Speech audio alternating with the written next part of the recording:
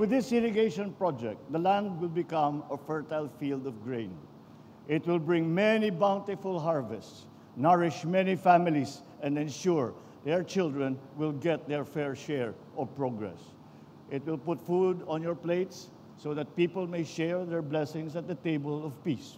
Ang tagumpay na ito ay nagpapatunay sa determinasyon ng inyong pamahalaan upang tulungan ang ating mga magsasaka at palakasin ang ating sektor ng agrikultura. Marami pa pong serbisyo na ilalaan upang maitaas ang antas ng pamumuhay ng ating kababayan, lalo na ang mga nasa farm. Ginagaranti ako sa inyo na ang Build Better More na programa natin ay hindi lang pangkalunsuran, ito ay pangkanayunan at pangkalahatan. Sapagkat saan man kayo sa bansang ito, kasama kayo sa pag-unlad na minimithi natin sa ilalim ng bagong Pilipinas. Nung panahon na wala pa yung irrigation dito sa Pikit, medyo salat sa kabuhayan yung mga tao. Ngayon na meron na, so kahit paano yung kakulangan ng kabuhayan ng mga tao ay napunan ng kahit konti.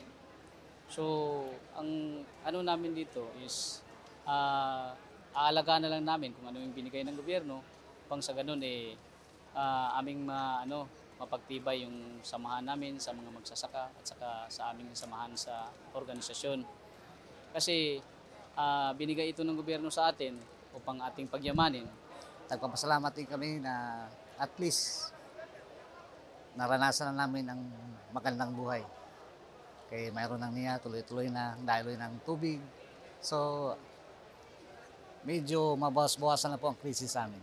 Mahal naming Presidente Ferdinand Marcos, sana po ipagpatuloy mo ang pagtulong sa amin para sa aming irigasyon.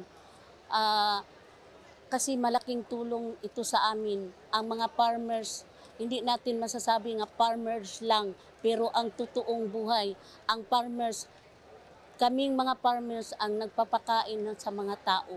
Kung walang farmers, kahit may pera ka, hindi ka mabubuhay kung walang farmers.